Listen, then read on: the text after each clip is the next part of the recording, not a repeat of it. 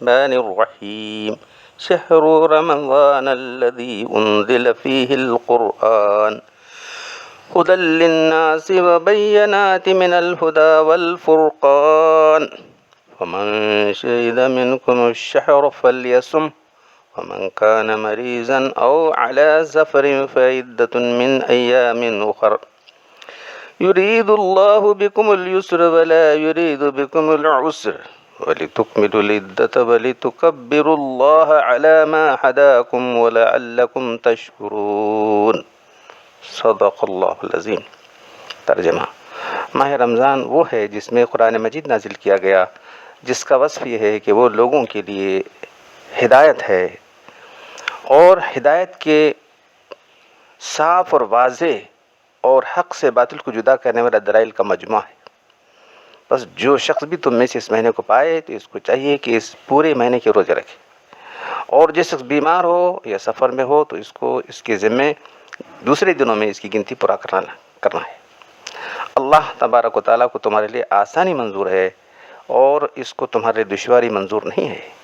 یہ رعایت کے احکام اس لیے دیے گئے ہیں تاکہ تم روزوں کی گنتی پورا کر لیا کرو، تاکہ تم اس احسان پر کہ اللہ نے تم کو صحیح طریقہ بتایا اس کی بزرگی بیان کیا کرو، اور تاکہ تم اللہ کے شکر گزار بن جاؤ۔ رمضان کا پیغام قرآن مجید ہے، شب قدر کا تحفہ قرآن مجید ہے۔ تو اب جتنے دن باقی ہیں قرآن کے تعلق سے، قرآن مجید کے تعلق سے ہی آپ کے سامنے بات آتی جائے گی، کیونکہ اس پر ہی ہماری ہدایت کا سارا دور مدار ہے۔ دنیا کی زندگی کی کامیابی اور آخرت کی کامیابی قرآن سے وابستہ ہے۔ تو اب آپ کے سامنے تین باتیں آ چکی ہیں کہ قرآن کا نزول کس طرح ہوا، قرآن کس طرح جمع کیا گیا، اور قرآن کو صحیح پڑھنا، تجوید، اس کی اہمیت کیا ہے۔ آج آپ کے سامنے بات یہ آ رہی ہے کہ قرآن کو صحیح سمجھنے کا طریقہ کیا ہے، تو یہ بات آپ کے سامنے آ رہی ہے۔ اللہ تبارک و تعالیٰ نے نزول قرآن کے لیے یہ شکل اختیار نہیں فرمائی کہ اس کو کسی پہاڑ کی چوٹی پر نازل فرمایا ہو اور کسی فرشتے کے ذریعے اعلان کرا دیا ہو یہ کہ اللہ کی کتاب ہے، اس کو پڑھو اور اس پر عمل کرو۔ اس کے بجائے اللہ تبارک و تعالیٰ نے ایک نبی کو جو امی تھے، عرب کی امی میں مبعوث کیا، ان پر اپنا کلام نازل کیا اور انہیں یہ فریض رسالت سونپ دیا کہ وہ قرآن کو پڑھ کر سنائیں، اس کی تعلیم دے، اس کے مطابق عمل کرنے کا طریقہ بتائیں، اور جو لوگ آپ پر ایمان لائے ان کو سنواریں۔ چنانچہ سورہ جمعہ میں فرمایا گیا وَالَّذِي بَعَثَ فِي الْأُمِّينَ رَسُولًا مِّنْهُمْ يَتْلُو عَلَيْهِمْ آيَاتِهِ وَيُزَكِّيهِمْ وَيُعَلِّمُهُمُ الْكِتَابَ وَالْحِكْمَةَ وَإِنْ كَانُوا مِنْ قَبْلُ لَفِي ضَلَالٍ مُّبِينٍ وَآخَرِينَ مِنْهُمْ لَمَّا يَلْحَقُوا بِهِمْ وَهُوَ الْعَزِيزُ الْحَكِيمُ۔ وہی ہے جس نے امیوں میں ایک رسول کو بھیجا جو ان کے روبرو اس کی آیات کی تلاوت کرتے ہیں اور ان کو پاک کرتے ہیں اور کتاب کی اور حکمت کی تعلیم دیتے ہیں۔ یقیناً رسول کی بعثت سے پہلے یہ لوگ کھلی گمراہی کے اندر مبتلا تھے، اور یہ بعثت رسول ان لوگوں کے لیے بھی جو آئندہ ان میں شامل ہونے والے، ابھی تک ان میں شامل نہیں ہوئے، اور وہ بہت زبردست ہے اور ساری حکمتوں کا مالک ہے۔ اس مضمون کی آیات قرآن مجید میں 4 مقامات پر آئی ہیں۔ سورہ بقرہ آیت نمبر 125 سے 129 میں حضرت ابراہیم علیہ السلام خانہ کعبہ کی تعمیر کر رہے تھے اور اللہ سے دعا کر رہے تھے کہ ان میں سے ایک ایسے رسول کو بھیج دے جو مذکورہ والا فرائض انجام دے۔ دوسرا مقام سورہ بقرہ آیت نمبر 151 ہے۔ اس امت پر انعامات کا ذکر کرتے ہوئے اللہ تبارک تعالیٰ فرماتے ہیں کہ ہم نے تمہارے اندر ایسے رسول کو بھیجا ہے جو ہماری آیتیں تمہیں تلاوت کر کے سناتے ہیں، تمہیں کتاب کی تعلیم دیتے ہیں، دین کے احکام سکھاتے ہیں، تمہارا تزکیہ کرتے ہیں اور تمہیں وہ باتیں سکھاتے ہیں جو تم نہیں جانتے تھے۔ تیسرا مقام سورہ آل عمران آیت نمبر 164 ہے، جس میں اللہ تعالیٰ ایمان والوں پر اپنا احسان یاد دلاتے ہیں۔ ہم نے تمہارے اندر ہی تمہاری جن سے ایک رسول کو مبعوث کیا جو ہماری آیات تمہیں تلاوت کر کے سناتے ہیں، تمہیں کتاب کی اور حکمت کی، دین کے احکام کی تعلیم دیتے ہیں، تمہارا تزکیہ کرتے ہیں۔ تو تیسرا مقام اور چوتھا مقام تو پہلے بیان کر چکا ہوں، وہ سورہ جمعہ ہے۔ تلاوت آیات، کتاب کی تعلیم، حکمت کی تعلیم، یعنی دین کے احکام کی تعلیم، یہ سب فرائض قرآن کے متعلق ہیں، یہ تو زبانی تعلیم کے متعلق تھا۔ اس کے علاوہ اللہ کے رسول صلی اللہ علیہ وسلم نے خود قرآن کا عملی نمونہ بن کر دکھایا۔ چنانچہ فرمایا گیا لقد کان لکم فی رسول اللہ اسوۃ حسنہ لمن کان یرجو اللہ والیوم الآخر وذکر اللہ کثیرا، سورہ احزاب کی آیت نمبر 21۔ بلا شبہ تمہارے لیے اللہ کے رسول میں ایک مثالی نمونہ ہے، بالخصوص اس شخص کے لیے جو اللہ سے ملاقات کا امیدوار ہے، قیامت کے دن کا خوف رکھنے والا ہے اور اللہ کو کثرت سے یاد کرنے والا ہے۔ کچھ لوگ حضرت عائشہ رضی اللہ تعالیٰ کے پاس اللہ کے رسول کے اخلاق کے تعلق سے پوچھنے کے لیے حاضر ہوئے۔ حضرت عائشہ رضی اللہ تعالیٰ نے فرمایا کیا تم نے قرآن نہیں پڑھا؟ کان خلق القرآن، اللہ کے رسول قرآن کا عملی نمونہ تھے۔ اللہ تبارک و تعالیٰ نے صاف فرما دیا کہ قرآن کا مطلب مفہوم بیان کرنا یہ اللہ کے رسول کی ذمہ داری۔ وَأَنزَلْنَا إِلَيْكَ الذِّكْرَ لِتُبَيِّنَ لِلنَّاسِ مَا نُزِّلَ إِلَيْهِمْ وَلَعَلَّهُمْ يَتَفَكَّرُونَ، اور ہم نے یہ ذکر قرآن آپ پر نازل کیا ہے تاکہ جو احکام لوگوں کے لیے نازل کیے گئے ہیں آپ ان کو خوب کھول کر بیان کریں اور تاکہ لوگ اس پر غور و فکر کریں۔ اللہ کے رسول صلی اللہ علیہ وسلم سے قرآن کو سننے والے،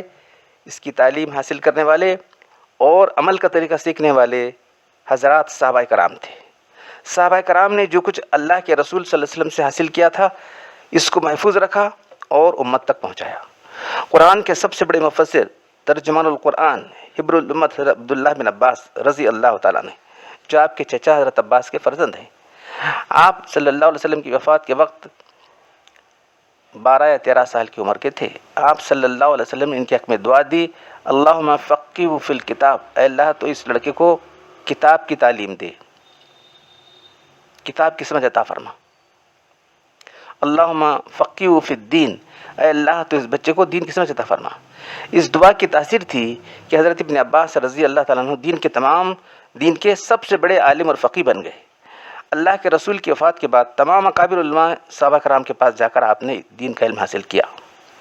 سب سے زیادہ اگر تفسیر کسی سے منقول ہے تو حضرت ابن عباس رضی اللہ تعالیٰ عنہ سے ہے۔ دوسرے صحابی حضرت عبداللہ بن مسعود رضی اللہ تعالیٰ عنہ جو فرماتے ہیں کہ قرآن کی کوئی ایسی آیت نہیں ہے جس کے بارے میں مجھے یہ معلوم نہ ہو کہ وہ کب نازل ہوئی، کہاں نازل ہوئی اور اس کا مطلب کیا ہے۔ اللہ کے رسول صلی اللہ علیہ وسلم کے اتنے قریب تھے کہ آپ کا لقب ہی صاحب النالین والبسادت تھا، آپ کی جوتیاں اور تکیہ رکھنے والے صاحب۔ آپ صلی اللہ علیہ وسلم نے عبداللہ بن مسعود کو فرمایا تھا کہ یہ امت کا فقیہ ہے، نیز یہ بھی فرمایا کہ اگر بغیر مشورے کے کسی کو امیر بناتا تو عبداللہ بن مسعود کو امیر مقرر کر دیتا۔ خدمت و قربت کی وجہ سے عبداللہ بن مسعود کو یہ مقام حاصل تھا کہ اللہ کے رسول نے ان سے کہتے ہیں کہ تم بغیر اجازت کے میرے پاس آ جاؤ، حالانکہ تمام اکابر صحابہ آپ کے پاس آنا چاہتے تو اجازت لے کر آیا کرتے تھے۔ بعض اوقات صحابہ کرام میں کسی مسئلے میں دشواری ہوتی تو حضرت ام المومنین حضرت عائشہ کے پاس اللہ کے رسول کا قول مل جاتا تھا اور ان کا خلاف دور ہو جاتا تھا۔ قرآن اگر متن یعنی ٹیکسٹ ہے تو حدیث رسول صلی اللہ علیہ وسلم اس کی قولی تشریح ہیں اور سنت رسول اس کی عملی تشریح ہے۔ یہ بات آپ کے سامنے واضح ہو کر آ گئی کہ قرآن کا مطلب اللہ کے رسول سے سمجھنا چاہیے، اور آپ کے صحابہ نے آپ سے جو تعلیم پا کر جو مطلب بیان کیا وہی صحیح مطلب ہے۔ اب کچھ لوگوں نے بطور خود جو ہے قرآن پر غور و فکر کرنا شروع کر دیا اور اللہ کے رسول صلی اللہ علیہ وسلم اور صحابہ کرام کے بیان کے مطلب سے ہٹ گئے، جس کو تفسیر بالرائے کہتے ہیں، جس کے لیے سخت وعیدیں نازل بھی۔ اللہ کے رسول کے بیان کردہ اور صحابہ کرام کے بیان کردہ مطلب سے بے نیاز ہو کر اپنی رائے اور اپنی عقل سے قرآن کا مطلب بیان کرنا تفسیر بالرائے کہلاتا ہے۔ اللہ کے رسول صلی اللہ علیہ وسلم نے ایسے لوگوں کے لیے سخت وعید فرمائی ہے۔ عن ابن عباس رضی اللہ تعالیٰ عنہ قال قال رسول اللہ صلی اللہ علیہ وسلم من قال فی القرآن برائه فلیتبوأ مقعده من النار، وفی روایت من قال فی القرآن بغیر علم فلیتبوأ مقعده من النار۔ حضرت ابن عباس رضی اللہ تعالیٰ عنہ سے روایت ہے کہ اللہ کے رسول صلی اللہ علیہ وسلم نے ارشاد فرمایا کہ جس نے قرآن مجید میں اپنی رائے سے کچھ کہا، اس کو چاہیے کہ اپنا ٹھکانہ جہنم میں بنا لے۔ دوسری روایت میں یہ الفاظ ہیں جس نے قرآن مجید میں بغیر علم کے یعنی قرآن کے علم کچھ بات کہی تو اس کو چاہیے قرآن کے علوم میں سے اس کو کچھ علم حاصل نہیں ہے تو اس کو اب چاہیے اس کا اپنا ٹھکانہ جہنم میں بنا لے۔ ان جندب قال قال رسول اللہ صلی اللہ علیہ وسلم من قال فی القرآن برائی فاصاب فقد اخذ۔ حضرت جندب سے روایت ہے کہ اللہ کے رسول نے فرمایا جس نے قرآن مجید میں اپنی رائے عقل سے کچھ بات کی اگر وہ بات صحیح بھی ہو تو غلط ہے، کیونکہ طریقہ غلط ہے۔ جو شخص اللہ کے رسول کی احادیث و سنت اور صحابہ کرام کی بیان کردہ تشریحات سے بے نیاز ہو کر، عربی زبان کے قواعد سے ناواقف ہو کر قرآن کا مطلب بیان کرے گا وہ تفسیر بالرائے کا مرتکب ہے۔ اللہ کے رسول صلی اللہ علیہ وسلم نے قرآن کا جو مطلب بیان کیا وہ وہی غیر متو کے ذریعے سے حاصل کیا ہوا علم ہے۔ صحابہ کرام ہی اللہ کے رسول کے بیان کردہ مطلب کو امت تک پہنچانے والے ہیں۔ اللہ تعالیٰ نے خود یہ ذمہ داری لی تھی کہ قرآن کا مطلب اللہ کے رسول کے ذریعے سے بیان کرا دیں۔ سورہ قیامہ میں اللہ تعالیٰ فرماتے ہیں لا تحرک به لسانک لتعجل به ان علینا جمعہ وقرآنہ فاذا قرأناه فاتبع قرآنہ ثم ان علینا بیانہ۔ اے نبی صلی اللہ علیہ وسلم آپ قرآن کو جلدی حاصل کرنے کی غرض سے اپنی زبان کو حرکت نہ کیا کیجیے، اس کا آپ کے دل میں جمع کر دینا اور آپ سے پڑھوا دینا ہمارے ذمے ہے، بس جب ہم پڑھنے لگیں گے تو آپ توجہ کے ساتھ اس قرات کے تابع رہیے، پھر اس کے مطالب کو واضح کر دینا بھی ہمارے ذمے ہے۔ عن ابی ہریرہ رضی اللہ تعالیٰ عنہ قال قال رسول اللہ صلی اللہ علیہ وسلم المراء فی القرآن کفر۔ حضرت ابو ہریرہ رضی اللہ تعالیٰ عنہ سے روایت ہے کہ اللہ کے رسول صلی اللہ علیہ وسلم نے ارشاد فرمایا کہ قرآن میں جھگڑنا کفر ہے۔ عن عمرو بن شعیب عن ابی عن جدی قال سمع النبی صلی اللہ علیہ وسلم قوما يتدارؤون في القرآن وقال انما هلك من كان قبلكم بهذا ضربوا كتاب الله بعضه ببعض وانما نزل كتاب الله يصدق بعضه بعضا ولا تكذبوا بعضه ببعض فما علمتم منه فقولوا وما جهلتم فكلوه الى عالمه۔ حضرت عمر بن شعیب اپنے والد سے وہ اپنے دادا سے روایت کرتے ہیں کہ سرکار دو عالم صلی اللہ علیہ وسلم نے ایک جماعت کے بارے میں سنا کہ آپس میں قرآن کے بارے میں بحث مباحثہ کر کے وہ جھگڑ رہے تھے، اس کا مطلب ایسا ہے، اس کا مطلب دعا، کچھ لوگ جھگڑ رہے تھے۔ چنانچہ اللہ کے آپ صلی اللہ علیہ وسلم نے فرمایا بے شک تم سے پہلے لوگ اسی سبب سے ہلاک ہوگی کہ انہوں نے کتاب اللہ کے بعض حصے کو بعض حصے پر مارا، یعنی بعض آیات میں تضاد اور اختلاف پیدا کیا، یہ آیت فلاں آیت کی مخالف ہے۔ بے شک کتاب اللہ کا بعض حصہ بعض کی تصدیق کرتا ہے، لہٰذا تم قرآن کے بعض حصے کو بعض حصے سے نہ چھٹلاؤ اور اس کے بارے میں جتنا تم جانتے ہو اس کو بیان کرو، جو نہیں جانتے اسے جاننے والوں کی طرف سپرد کرو۔ تو آپ لوگ سوچتے ہوں گے کہ کون ہے کرنے والے، تو جتنے بھی گمراہ فرقے ہیں اکثر لوگوں نے قرآن کی تفسیر بالرائے کی ہے، روافض، معتزلہ، خوارج وغیرہ۔ دور حاضر کی مشہور مثال سر سید احمد خان صاحب جو علی گڑھ مسلم یونیورسٹی کے بانی ہیں، انہوں نے قرآن کی جو تفسیر کی ہے وہ تفسیر بالرائے ہے، کہ اس لیے کہ بیان کرنا پڑا کہ تفسیر بالرائے والے کون ہیں آپ سوچتے ہوں گے، تو آپ کو معلوم ہوا کہ قرآن کے 100 سے زائد علوم ہیں۔ جو آدمی مفسر ہے، مفسر تفسیر کرنا چاہتا ہے، اس کو ان علوم پر ماہر ہونا چاہیے، اس کے بعد ہی وہ بیان کرے، ورنہ اس کی تفسیر بالرائے قرار دی جائے گی، یا جو کچھ بیان کیا وہ بیان کر دے۔ جو تفسیر صحابہ کرام نے، تابعین نے، ائمہ نے بیان کی ہے وہ بیان کر دے۔